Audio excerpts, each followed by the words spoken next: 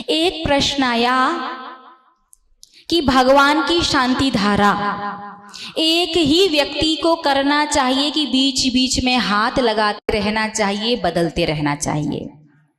तो भगवान की शांति धारा एक ही व्यक्ति, दो तरफ से कर रहे हैं तो दो व्यक्ति कर सकते हैं, लेकिन एक कलश को एक ही व्यक्ति पकड़ करके करे ताकि वो धारा खंडित ना हो। कई बार आपके हाथ लगाने के चक्कर में शांति धारा की टोंटी तक भगवान के मस्तक से टकराती और आपको आत्मग्लानि भी नहीं होती कि आपसे इतना बड़ा दोष हो गया।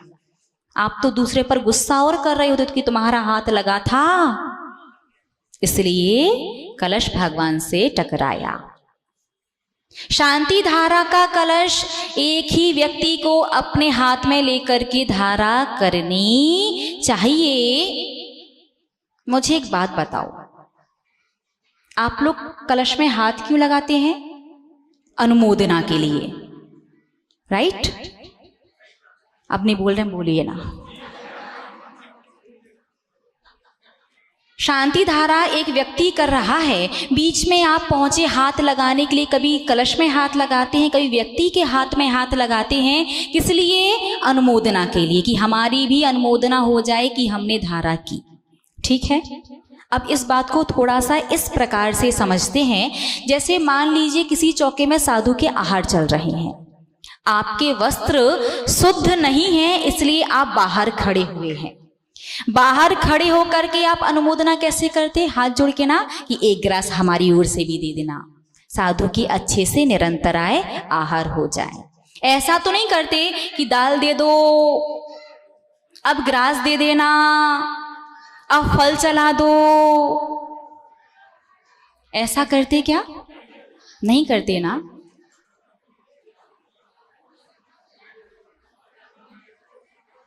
क्या हुआ? कछुआ, कछुए में सब लोग वाह छिप गए।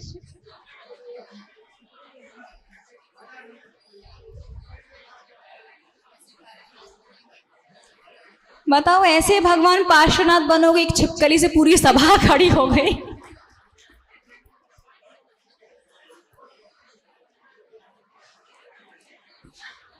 जय बोलिए भगवान पार्श्वनाथ स्वामी की। चलिए भाई, बेचारी छिपकली भी सोच रही होगी कहाँ गलती से आ गई। वो गलती से ही आई होगी।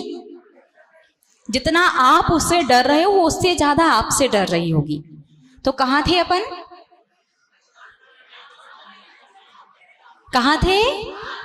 हाथ लगाने पर, अनुमोदना।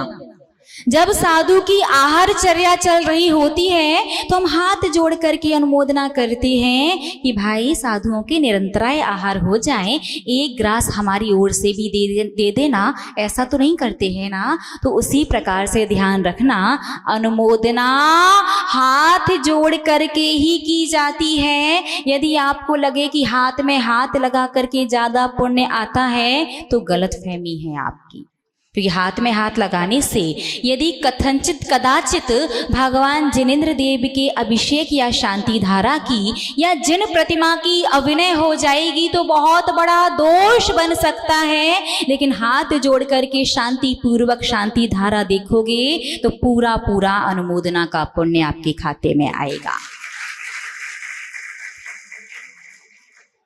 तो यदि शांति धारा करते करते किसी को कोई परेशानी होने लगे तो आप जाकर के कलश बदल सकते हैं, दूसरा व्यक्ति पकड़ सकता है। नहीं तो एक कलश पूरा एक व्यक्ति ही पकड़ करके धारा करे। बात समझ में आ गई ना?